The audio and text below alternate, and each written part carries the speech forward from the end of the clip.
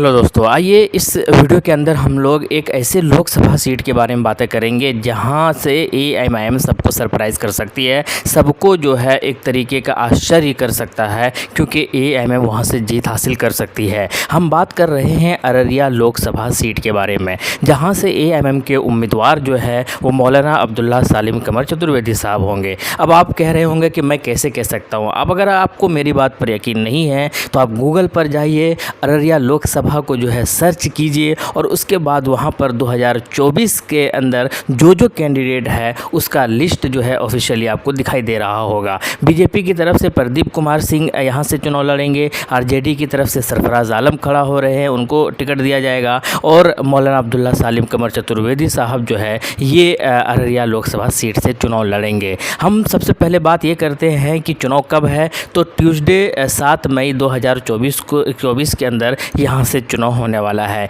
क्या मौलाना अब्दुल्ला सालिम कमर चतुर्वेदी साहब सबको सरप्राइज़ कर सकते हैं, इसके बारे में भी बातें करेंगे। लेकिन सबसे पहले हम आपको बता दें कि अररिया लोकसभा के अंदर जो सीट आते हैं, जो विधानसभा सीट आते हैं, वो 6 विधानसभा सीट आते हैं और उन 6 में से एआईएमआईएम के उम्मीदवार भी मैदान के अंदर उतरा था जब 2020 के अंदर विधानसभा चुनाव हुआ था। तो वो कौन कौन से 6 विधानसभा सीट है उसके बारे में मैं आपको बता दूँ। नरपतगंज एक विधानसभा सीट है, रानीगंज विधानसभा सीट है, फॉरबिसगंज विधानसभा सीट है, अररिया विधानसभा सीट है, जोकीहाट विधानसभा सीट है और सिकटी विधानसभा सीट है। नरपतगंज की अगर बात की जाए तो बीजेपी के कैंडिडेट एमएलए, जीते हुए एमएलए वहां पर मौजूद है। रानीगंज विधानसभा की अगर बात की जाए तो जदयू के उम्मीदवार वहां पर जीते हुए थे। फॉरबिसगंज की बात की जाए तो बीजेपी के उम्मीदवार वहां से जीते हुए हैं और अररिया की बात की जाए तो कांग्रेस के उम्मीदवार वहां से जीते हुए हैं। जोकीहाट की अगर बात की जाए तो एएमएम की जीत हुई थी, यानी कि शाहनवाज आलम की जीत हुई थी, लेकिन उसके बाद वो आरजेडी की तरफ शिफ्ट हो गए।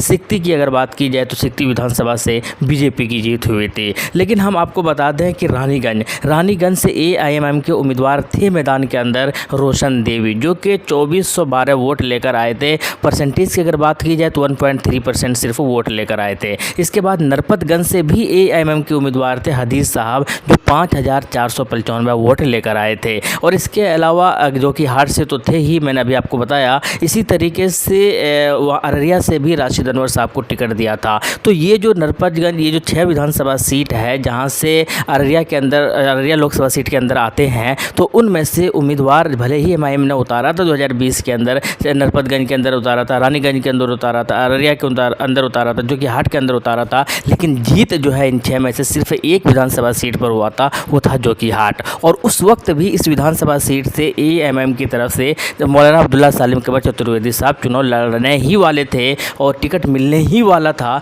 लेकिन खुद उन्होंने अपनी मर्ज़ी से जो है अपना टिकट की कुर्बानी देकर शाहनवाज आलम को दिया था, क्योंकि वो सिटिंग एमएलए हुआ करते थे आरजेडी की तरफ से। लेकिन उसके बाद जैसे ही एमआईएम पार्टी से चुनाव लड़ते हैं, जीत भी जाते हैं शाहनवाज आलम, और बाद में फिर वो अपना जो सत्ता जो है वो आरजेडी की तरफ शामिल हो जाते हैं और उसके बाद धोखा दे देते हैं एमआईएम को। अब बात करते हैं अररिया लोकसभा सीट के बारे में। तो ये जो मौलाना अब्दुल्ला सालिम कमर चतुर्वेदी साहब है, क्या ये जिता सकते हैं इस लोकसभा सीट को? क्या यहाँ से जीत हासिल कर सकती है एमआईएम पार्टी? तो हम आपको बता दें कि बिहार के अंदर जैसे कि पहले 15 लोकसभा सीट पर चुनाव लड़ने का घोषणा किया था अख्तरुल इमान साहब ने। अब वो यूँ कह रहे हैं कि हम 2-3 सीट पर नहीं लड़ेंगे, यानी 2 सीट पर चुनाव नहीं लड़ेंगे, बाकी सब पर लड़ेंगे। हालांकि बीच बीच में खबरें और भी बहुत सारी आई अलग अलग तरीके से, और जो है चीज़ें नई तरीके से निकल कर आई, लेकिन फाइनली उनके ज़बान से यही अल्फाज निकला है कि 13 लोकसभा सीट पर लड़ेंगे। और चूँकि फोकस जो है किशनगंज लोकसभा सीट पर फेज़ 1 में रखना चाहते हैं, क्योंकि वहाँ पर पहले ही चुनाव हो रहा है, इसी वजह से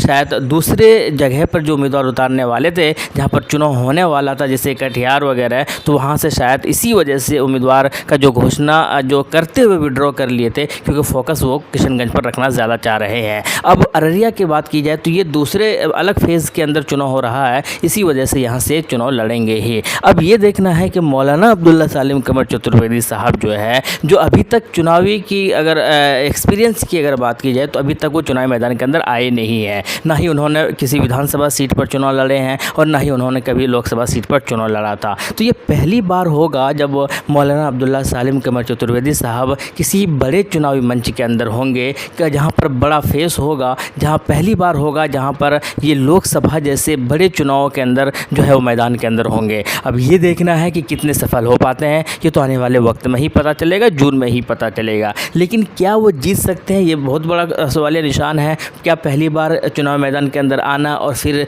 पहली बार में ही फतह हासिल कर लेना, क्या ये ऐसा हो सकता है? तो हम आपको बता दें कि मौलाना अब्दुल्ला सालिम कमर चतुर्वेदी जो है, भले ही पहले कभी चुनाव ना लड़ा हो, लेकिन इनका एक फेस है, इनका जो फेस वैल्यू है वो एक ज़बरदस्त है, वो बहुत ही काबिल तारीफ़ है। ये इनको पूरा हिंदुस्तान जानते हैं। अलग अलग जगह जाकर ये जो है पब्लिक स्पीकर है और स्पिरिचुअल स्पीकर है, तो अलग अलग जगह पर जाकर जलसा करना या फिर लोगों के बीच में बातें रखना, ये इनको पूरे ही हिंदुस्तान के लोग जानते हैं। इसी वजह से इनको फ़ायदा हासिल हो सकता है और इस वजह से ये जीत भी हासिल कर सकते हैं और इसी वजह से AIMM ने जो है इनको उम्मीदवार भी बनाया है। अब जीतना हारना ये तो बाद की बात है, लेकिन एक अच्छे उम्मीदवार है, एक मजबूत उम्मीदवार है, स्ट्रॉन्ग उम्मीदवार है, ये तो बात तय है। अब बात करते हैं हुआ क्या था 2019 की। अगर बात की जाए इसी विधानसभा, इसी लोकसभा सीट की, तो क्या हुआ था 2019 के अंदर। सबसे पहले 2018 की अगर बात की जाए तो 2018-14 के बाद 2018 के अंदर तस्लीमुद्दीन साहब के इंतकाल के बाद वहाँ पर उपचुनाव होते हैं और उसके बाद 2018 के अंदर ही बाई इलेक्शन में सरफराज आलम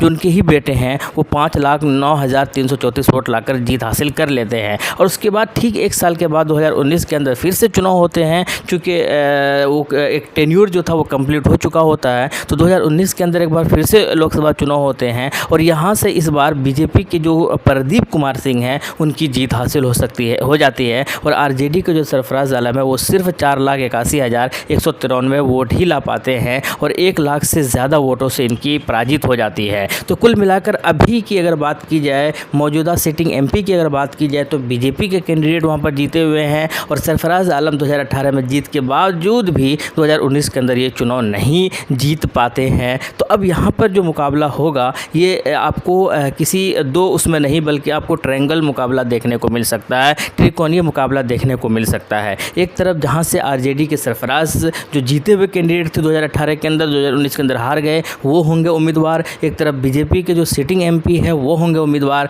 और तीसरी तरफ AIMM के मौलाना अब्दुल्ला सालिम कमर चतुर्वेदी जो है वो होंगे उम्मीदवार। अब इन तीनों के बीच में घमासान युद्ध होने वाला है। इन तीनों के बीच में जो है काफ़ी ज़्यादा कड़ा मुकाबला देखा जाने वाला है। अब जीत किसकी होती है, हार किसकी होती है, ये तो आने वाले वक्त में ही पता चलेगा। लेकिन एक अच्छा चेहरा है, एक अच्छा फेस है, इस फेस का वैल्यू बहुत ज़्यादा है, लोगों के बीच बहुत ज़्यादा पॉपुलर है, लोग इनको पसंद करते हैं, इनको सुनना पसंद करते हैं, इनको देखना पसंद करते हैं। इसी वजह से सरप्राइज़ कर सकते हैं मौलाना अब्दुल्ला सालिम कमर चतुर्वेदी इस बार लोकसभा चुनाव के अंदर अररिया लोकसभा सीट से। आपकी क्या राय है? आपकी नज़र में क्या ये सीट निकाल सकती है MIM पार्टी और पहली बार जो है जीत सकती है मौलाना अब्दुल्ला सालिम कमर चतुर्वेदी? ये तो आने वाला वक्त में ही बताएगा। आप कमेंट बॉक्स में ज़रूर बताइएगा। शुक्रिया।